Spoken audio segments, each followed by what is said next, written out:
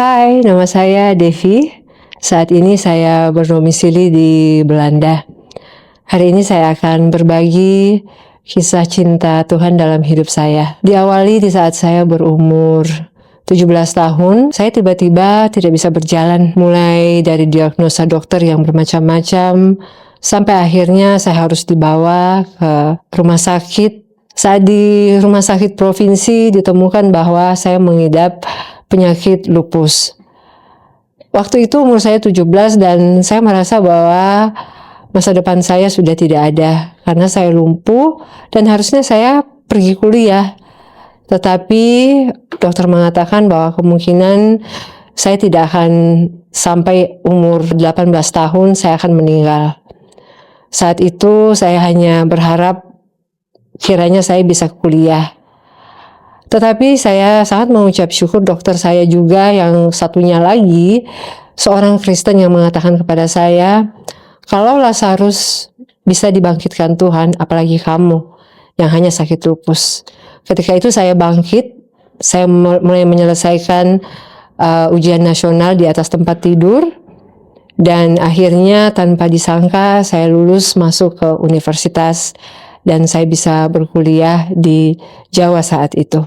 Beriring dengan waktu, akhirnya saya menyelesaikan kuliah, saya sehat kembali, saya bertemu dengan suami saya, dan saya pergi ke Belanda. Di Belanda, tentunya saya berharap bahwa saya akan melanjutkan kuliah saya, memulai kehidupan yang baru, dan pastinya punya momongan. Tetapi belum 2 tahun kami menikah, tiba-tiba saya mendapatkan demam yang sangat tinggi. Dengan demam itu, saya sampai tidak bisa bicara dan bahkan tergeletak beberapa hari di tempat tidur. Leher saya mulai membengkak dan setelah ditemukan beberapa kali biopsi, ternyata ada sel kanker di bagian kelenjar limfa saya. Saat itu kembali lagi seperti masa depan saya hancur lagi karena dokter mengatakan bahwa rupanya sel ini tidak hanya di bagian kelenjar limfa saja, tapi sudah berada di tenggorokan dan hidung. Yang artinya, waktu itu sekitar bulan 3 waktu ditemukan, dokter katakan kalau kita tidak melakukan tindakan selanjutnya, bulan Desember nyawa saya sudah nggak bisa tertolong lagi. Jadi buat saya itu vonis kedua dokter dalam hidup saya bahwa saya divonis meninggal. Buat saya bertanya gitu, ini kenapa Tuhan? Berulang-ulang sakit dan divonis dan saya hampir putus asa, apalagi ketika dokter bilang bahwa jenis pengobatan yang akan saya lewati ada 3 macam, mulai dari kemo, setelah itu radiasi dan operasi. Kemo ini yang sangat berat sehingga dokter katakan 80% kemungkinan kamu akan mandul. Jenis kemo yang akan diberikan sangat keras karena memang kansernya sudah ada di 4 bagian dan itu akan membuat kandungan saya bisa rusak yang bisa menyebabkan kemandulan. Sehingga saya sudah berpikir, wow, artinya saya nggak bisa lagi punya anak. Saya memulai hidup di sini di Belanda, tapi tidak punya anak, tidak bisa kerja saat itu karena saya resign, karena sudah bekerja, dan pada akhirnya kami memutuskan untuk melakukan semua proses itu tanpa harus terlebih dahulu membekukan sel telur saya. Proses ini sangat berat buat saya karena banyak perubahan dalam fisik saya. Seperti berat badan saya yang sampai turun 25 kilo. Kemudian wajah saya yang mulai menurun sebelah kanan di sini karena di bagian sini dia radiasi. Sehingga seperti telinga saya mulai terganggu sebelah kanan, saya sudah mulai tidak bisa mendengar suara-suara yang tinggi. Kemudian saya tidak bisa juga mendengarkan suara ketika suami saya masuk rumah, harus lepas sepatu karena suaranya setiap kali saya mendengar suara saya akan muntah. Kemudian mata saya tidak bisa melihat cahaya sehingga semua rumah tertutup dengan kain gorden. Tidak ada cahaya yang masuk dan saya akhirnya menjadi depresi saat itu. Ditambah lagi hasil dari radiasi, semua leher bagian kanan saya membusuk dan membuat saya tidak percaya diri untuk bertemu orang karena baunya sangat menyengat. Begitu banyak hal-hal yang membuat saya akhirnya di sana mengalami sakit yang sangat banyak, bahkan saya harus membawa morfin ke rumah dalam bentuk infus yang harus saya masukkan ke dalam tubuh saya setiap 15 menit sekali. Bahkan morfin itu tidak membantu karena sakit yang sangat begitu banyak saat itu. Saat menjalani masa-masa kemo, saat itu karena kelemahan tubuh yang sudah sangat drop, saya akhirnya tidak bisa lagi mengkonsumsi makanan. Dan akhirnya dokter mengatakan, kamu harus tetap kuat karena kemonya baru sekali, sedangkan masih ada 2 kemo yang harus saya jalani. Itu membuat saya sangat down karena tidak ada asupan makan yang masuk.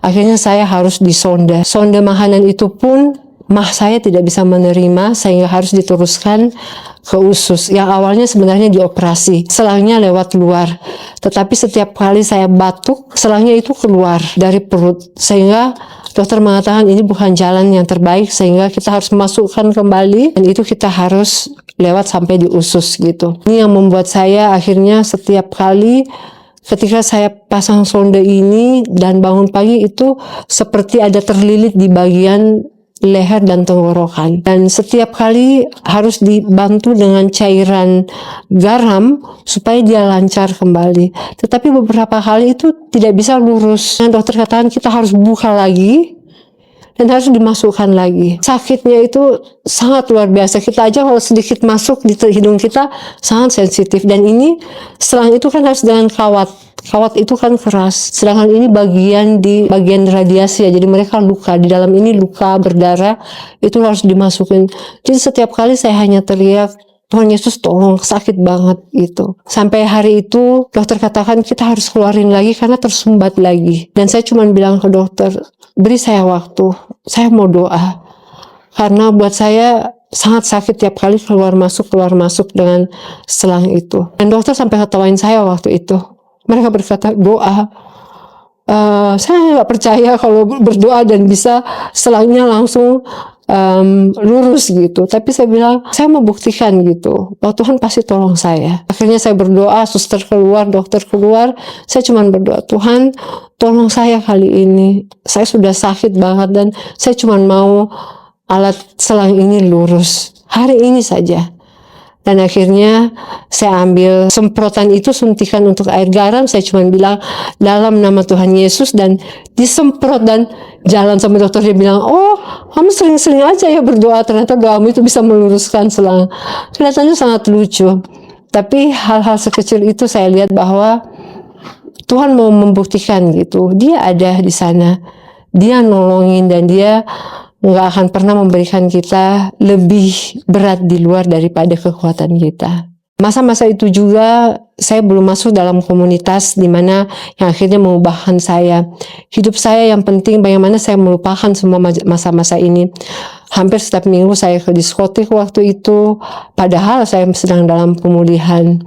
Saya melakukan hal-hal lainnya yang dimana saya berusaha gitu untuk melupakan bahwa ini sakit, bahwa ini sangat berat apa yang saya lewati. Dan waktu itu saya mulai melampiaskan semua hal-hal seperti shopping. Saya shopping gila-gilaan sampai 1 minggu pasti ada sepatu. Sampai belum dalam waktu 2 tahun, sepatu saya sudah ada 80 pasang. Dan suami saya mulai melihat bahwa semuanya ini too much buat dia gitu. Dan akhirnya di satu poin dia berpikir, kalau istri saya begini terus, ditambah saya waktu itu karena saking kecewanya dengan hidup, saya menjadi orang yang sangat cepat marah, emosional. Sedikit-sedikit saya marah, saya akan lampiaskan ke suami. Bahkan sering gitu ada barang-barang di rumah yang pecah dan rusak kalau saya sedang marah besar. Saya kecewa terhadap hidup saya kecewa terhadap semua orang, terlebih-lebih kepada Tuhan saya kecewa. Kemudian saya mulai bertanya, apakah Tuhan menghukum saya dengan penyakit ini yang berulang-ulang sakit dan sakit. Semua harus saya tinggalkan. Haruskah saya percaya Tuhan melewati masa-masa ini? Saya pikir ini hukuman Tuhan menghukum saya.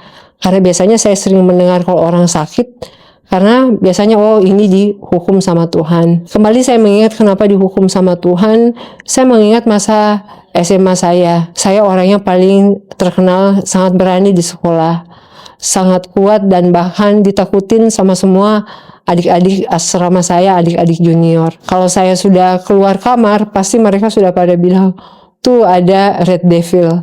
Kenapa dibilangin Red Devil? Karena saya selalu pakai jaket merah dan pakai hoodie. Dan selalu saya pakai penutup seperti ini contohnya. Seperti ini. Ya.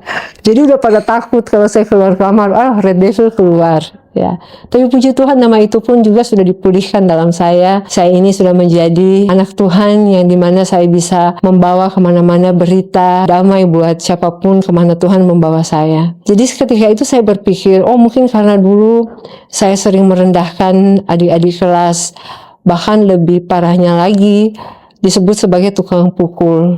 Saya kalau marah bisa sampai memukul adik-adik kelas saya sampai ada yang sakit. Waktu itu ada yang masuk rumah sakit, bahkan ada yang rusak gendang telinganya karena pukulan yang sangat hebat. Pasti nggak ada yang nyangka ya, yang seperti ini bisa jadi tukang pukul. Hal lain yang membuat saya juga mengingat bahwa saya waktu kecil ada kepahitan dengan papa saya. Orang tua kami bercerai dan dari kecil kami hidup dengan keluarga mama. Di situ mama membesarkan kami dan buat saya yang masih kecil saat itu saya nggak mengerti apa-apa. Yang saya tahu kakak saya yang merasakan akibat yang sangat besar daripada perceraian ini. Tetapi rupanya justru saya yang di sana sangat sakit dan saya simpan kepahitan itu. Ketika saya ditolong, saya lepaskan pengampunan kepada papa saya lepaskan juga pengampunan kepada orang-orang yang pernah menyakiti saya, dan saya lihat proses dari masa penyembuhan dari kanker itu sangat cepat. Kami bersama pasien-pasien yang lain setelah melewati kemoterapi, radioterapi, dan operasi, butuh waktu minimal 2 tahun untuk revalidasi. Tetapi saya sendiri belum setahun, saya sudah bisa berjalan sendiri, saya sudah bisa makan sendiri. Yang sebelumnya, saya harus dibantu dengan memakai sonde, yaitu makanan yang lewat hidung. Waktu itu saya menerima ayat Yakobus, saling mengaku dosa, kemudian saling mendoakan, maka kamu menjadi sembuh. Ayat ini saya pegang dan akhirnya saya mulai mendoakan orang-orang yang pernah membuat saya sakit hati atau orang-orang yang pernah saya sakiti, dan kami saling mengaku apa yang sudah kami lakukan, dan saya melihat bagaimana Tuhan menyembuhkan saya. Dan setelah itu saya sudah mulai happy nih, sudah selesai proses kanker dan saya bisa memulai hidup saya yang selanjutnya lagi. Tetapi belum setahun setelah kanker, tiba-tiba saya lumpuh lagi. Saya tidak bisa berjalan, dan ini persis sekali dengan waktu saya umur 17 tahun lalu. Dan ketika dokter mengecek, ternyata benar, saya terkena lupus lagi, saya kena anfal lagi. Dan kali ini lebih parah, tidak hanya mengenai kaki saya, tetapi semua pembuluh darah di dalam tubuh saya mulai rusak dan pecah. Di kaki, di mata, di bagian kuku, sampai semua mengeluarkan darah. Bahkan di mata saya yang sebelah kiri, sudah darahnya menutup seluruh mata sehingga saya buta saat itu. Kemudian dibantu dengan laser, yang sebelah kiri ini sudah di laser 7.500 kali. Dan sebelah kanan ini 2.500 kali titik laser. Dan itu harus hampir setiap minggu dan minggu harus di laser untuk menutup semua pembuluh darah yang sudah pecah. Tetapi yang sebelah kiri sudah tidak tertolong, akhirnya harus operasi besar saat itu. Begitu juga dengan kaki saya, sudah dioperasi 7 kali untuk melancarkan kembali pembuluh-pembuluh darah yang sempat menggumpal di sana. Dan bahkan ginjal saya tinggal berfungsi satunya 20% saat itu. Saya harus memakan obat penahan radang saat itu, yang mana obat itu sebenarnya diberikan untuk hewan seperti kuda dan hewan-hewan yang kuat, tetapi diberikan kepada manusia saat itu dosis yang sangat tinggi sehingga berat badan saya naik 30 kilo, jadi seperti balon jadinya. Sampai akhirnya saya kembali lagi tidak percaya diri, dan akhirnya selama beberapa tahun saya juga mengalami depresi, tidak bergaul dengan orang-orang dan tidak berani berkumpul dengan orang-orang. Proses ini pun di sana saya kembali kembali bertanya, Tuhan sebenarnya mau apa dengan saya? Berulang saya sakit sembuh, tetapi akhirnya saya belajar banyak sekali lewat proses ini. Tuhan pertemukan saya dengan banyak orang, yang mana ketika saya bertemu dengan orang, saya bisa menghibur mereka, saya bisa bikin yang lucu-lucu sampai mereka tertawa, dan mereka kadang bertanya, yang sakit ini siapa? Kamu apa saya? Gitu.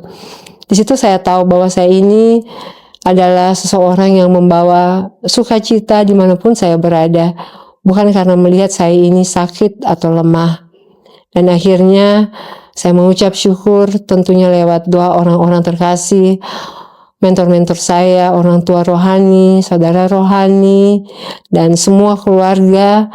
Saya bisa melewati semuanya, walaupun sangat berat, harus melewati masa-masa di mana harus kembali mulai bekerja. Waktu itu saya mulai lagi bekerja, saya mulai lagi kuliah, tetapi tidak berapa lama saya kena anfal lagi. Jadi selama dalam kurun waktu 8 tahun, saya kira-kira ada 4 kali kena anfal, yang artinya harus masuk rumah sakit lagi dan harus dirawat 1-2 minggu. Melewati semua itu, ketika saya sudah berada dalam komunitas yang saya sebut tadi sebelumnya, ketika saya bertemu dengan mentor saya itu, di sana beliau mendoakan saya. Beliau mengatakan bahwa you are special. Waktu saya tahu bahwa saya berharga di mata Tuhan, saya mulai mencari di bagian mana yang saya berharga. Karena saya lihat hidup saya hancur, masa depan tidak ada. Dan ditambah lagi ketika saya kena lupus, saya melihat benar-benar tidak ada gitu. Tetapi lewat pertemuan saya dengan mentor-mentor saya waktu itu, saya didoakan, dan kemudian saya mulai masuk dalam pemuridan. Saya berubah, saya mulai pasang wall, dan akhirnya suami saya melihat, loh, kok yang biasanya beli sepatu hampir setiap minggu, 1 bulan kok nggak beli sepatu, 2 bulan kok nggak beli sepatu. Dan akhirnya itu yang mengatakan, wow, ternyata dia berubah. Dan nanti setelahnya saya baru tahu, di masa-masa itu, saat-saat saya mencari kesenangan diri saya sendiri, suami saya sudah sempat berpikir akan menceraikan saya, karena sudah tidak tahan lagi hidup dengan gaya hidup saya dan karakter saya yang sangat buruk. Saya mengucap syukur, saya melihat di sana bahwa Tuhan masih punya rencana buat saya. Tuhan menyelamatkan keluarga kami yang sudah hampir di ujung tanduk, mau bercerai, tetapi dia mendatangkan pertolongan yang tepat pada waktunya. Setelah itu, tidak hanya saya yang mulai berubah dan pasang wall, suami saya pun mulai berubah. Suami saya perokok berat, dan juga hampir setiap malam minum alkohol, minum bir, seperti itu. Tapi setelah melihat saya berubah dari sikap saya, dia pun mulai berubah. Sudah mulai mengurangi untuk minum alkohol, bahkan stop dengan merokok. Karena dia lihat bahwa kalau saya pun bisa berubah, dia pun bisa berubah. Dan tidak hanya itu, dia pun juga mengikuti komunitas yang saya ikuti, yang dimana saya melatih diri saya di sana untuk memperbaiki karakter saya. Dan saat ini kami sudah bersama-sama melayani di sana, dan melayani juga orang-orang yang lain yang Tuhan taruh di dalam kehidupan kami. Ini semua saya tahu Tuhan mendatangkan kebaikan, dan saya bisa memberkati banyak orang. Bahkan ketika saya ada di rumah sakit, saya bisa menolong pasien-pasien lain, ikut mendoakan mereka, ikut menguatkan mereka, sampai akhirnya kami sama-sama boleh keluar dari rumah sakit. Jadi begitu ceritanya, dan sampai hari ini pun tidak sempurna seperti kaki saya masih kadang-kadang sakit, apalagi kalau banyak berjalan, tiba-tiba pembuluh darahnya agak bengkak. Kemudian di masa winter, semua kuku saya mulai luka dan mengeluarkan darah, dan bahkan dari operasi yang terakhir dari cancer itu, ada satu saraf yang terpotong ke sebelah tangan kanan, yang menyebabkan tangan kanan saya sampai saat ini belum berfungsi secara seutuhnya. Dari semua pengobatan yang saya alami, tentunya meninggalkan bekas yang banyak di tubuh saya. Ya, banyak orang berkata, kamu seorang perempuan, kelihatannya kurang enak begitu. Bekas-bekas di tubuhmu seperti bekas operasi di kaki saya yang 7 kali, yang semuanya seperti ada bolong-bolong, coklat-coklat dan bentuknya nggak mulus. Dan di leher saya juga seperti itu, bekas dari kulit yang terkelupas dan bernanah saat itu. Banyak saran dan banyak terapi yang bisa diikuti untuk mengembalikan kulit saya untuk baik kembali dan bentuk kaki saya yang baik. Tetapi saya tahu, saya mengerti betul bahwa semuanya ini pasti ada tujuannya. Buat saya ini adalah tanda yang Tuhan tinggalkan dalam tubuh saya untuk mengingat kisah cintanya dalam hidup saya. Karena setiap kali saya ketemu orang, pasti pertama kali lihat leher saya. Ada apa dengan lehernya? Tetapi saya percaya itu tidak mengurangi saya untuk terus melayani, untuk terus memberkati orang-orang di sekitar saya. Dan disitulah saya bisa memulai bagaimana Tuhan melakukan hal yang sangat luar biasa dalam kehidupan saya. Saya tahu bahwa si jahat selalu berusaha untuk menghancurkan hidup saya. Itu saya tahu pas saya masuk dalam komunitas ini. Yang awalnya saya pikir bahwa hidup saya ini dihukum Tuhan. Sejak saya lahir, orang tua saya mengatakan, kamu lahir dengan tubuhmu yang semuanya bernanah dan baunya sangat busuk. Sehingga orang tua saya pun tidak mau menggendong saya. Bahkan ketika saya digendong, saya hanya nangis, dan akhirnya karena sebel juga, nangis terus dan bau, akhirnya saya ditaruh terus di tempat tidur seperti itu. Tidak ada yang mau menggendong saya, tidak ada yang mau dekat-dekat dengan saya waktu bayi, sehingga nenek saya aja yang setiap saya nangis mengambil saya dan netekin saya walaupun beliau tidak ada air susu. Jadi dari masa kecil saya sudah mulai kehidupan saya rusak sepertinya, tidak ada harapan. Bahkan keluarga saya pikir, anak ini gak lama lagi umurnya, pasti akan meninggal. Tetapi rencana Tuhan berbeda. Saya bertumbuh dan saya masih ingat banget, sampai saat ini saya ingat, waktu saya ke sekolah, muka saya itu semuanya full dengan bedak. Karena masih ada sebagian yang bernanah busuk di bagian telinga. Sampai saya kadang dibully, bedaknya kebanyakan, seperti itu. Tapi saya tahu itu untuk menutupi nanah yang masih basah dan berbau. Hal lain lagi, saya lahir dengan keistimewaan, yaitu jari kaki saya. Yang sebelah kiri ada satu jari yang kecil dibandingkan dengan ukuran normal. Sehingga dari SD teman-teman saya selalu mengejek, 9,5. Hal ini membuat saya sangat minder. Dari kecil, dari saya tahu saya bisa pakai sepatu, saya nggak pernah pakai sendal. Selalu pakai sepatu untuk menutupi jari saya yang 9,5 ini. Saya kan besar di kampung. Biasanya anak kampung kalau main ya nggak pakai sendal dong. Tapi saya harus pakai sepatu sampai diketawain sama teman-teman. Tapi buat saya lebih baik saya nutupin kaki saya daripada harus diejek sama teman-teman. Tetapi itulah yang Tuhan kerjakan sangat luar biasa. Jari yang 9,5 ini akhirnya Tuhan pakai untuk suatu hal yang sangat luar biasa, di mana 9,5 ini sudah pergi ke bangsa-bangsa. Bahkan sampai hari ini Tuhan sudah membawa saya ke 26 negara. Puji Tuhan. Dalam melewati masa-masa pengobatan ini, tentunya saya dibantu ya dengan obat-obatan. Khususnya lewat lupus ini, saya harus memakan obat-obatan yang seumur hidup harus saya makan. Dan di awal saya harus memakan 38 tablet obat-obatan per hari. Tapi ketika saya mengerti bahwa tidak kebetulan saya harus makan ini seumur hidup, saya berdoa, tanya Tuhan, kenapa saya harus makan ini seumur hidup? Pasti ada tujuan Tuhan di sana. Belajar mulai di dalam komunitas yang saya ikuti, kita belajar bahwa setiap perkataan kita memiliki kuasa. Apa yang kita sampaikan seperti itu juga yang terjadi kepada kita. Akhirnya saya melihat obat-obatan ini, kalau kita bicara obat, berarti diberikan kepada orang yang sakit. Tetapi mindset saya mulai berubah, bahwa saya orang yang sehat. Tuhan tempa saya lewat ujian kesehatan ini supaya saya pun boleh menjadi berkat buat orang lain. Saya melihat obat-obatan ini yang sering saya katakan adalah vitamin-vitamin untuk membuat saya semakin sehat. Dan setiap kali saya ke rumah sakit, saya belajar itu bukan rumah sakit, tetapi itu rumah sehat untuk membuat saya semakin sehat. Saat ini saya masih meminum vitamin-vitamin ini, sekarang jumlahnya 11 biji per hari, tetapi saya mengucap syukur, bahkan ketika saya makan ini pun, saya sempat menolong salah satu orang.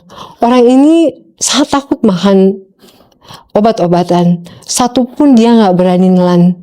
Dan hari itu, kami berada di dalam suatu ruang makan, ketika dia melihat saya untuk makan vitamin-vitamin saya ini, pagi itu saya makan langsung 7 atau 8 biji. Dan saya masukkan 8 bijinya satu kali, dan dia melihat saya, hah? Itu 8-8-nya masuk, dan saya berkatakan, ya 8-8-nya masuk, hanya vitamin. Dan sejak itu merubah mindset dia yang dulunya nggak bisa makan satu pun tablet, akhirnya dia berani makan 1 tablet.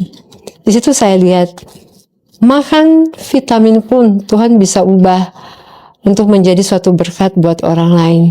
Sehingga saya mengerti, apapun kehidupan saya, apapun yang saya alami saat ini, pasti semuanya itu untuk kebaikan. Ada maksud Tuhan di sana. Ya. Lewat peristiwa ini, saya itu pakai sonde itu kira-kira setahun lebih. Saya pakai sonde dan harus dilepas, mulai perlahan-lahan itu dilepas, mulai untuk makan secara normal. Tapi makanan pun belum bisa, harus minum dulu. Tetapi ketika saya mulai minum setetes air, kita bisa ngerti ya, kalau ada luka, dikenain air itu perihnya gimana.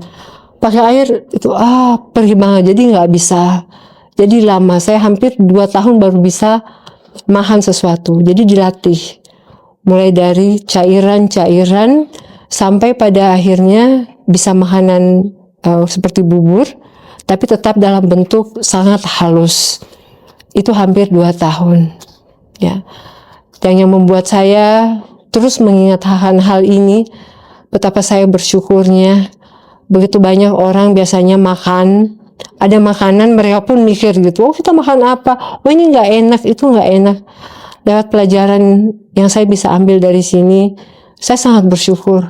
Sejak saat itu saya makan apa saja, saya minum apa saja, saya nggak milih-milih lagi.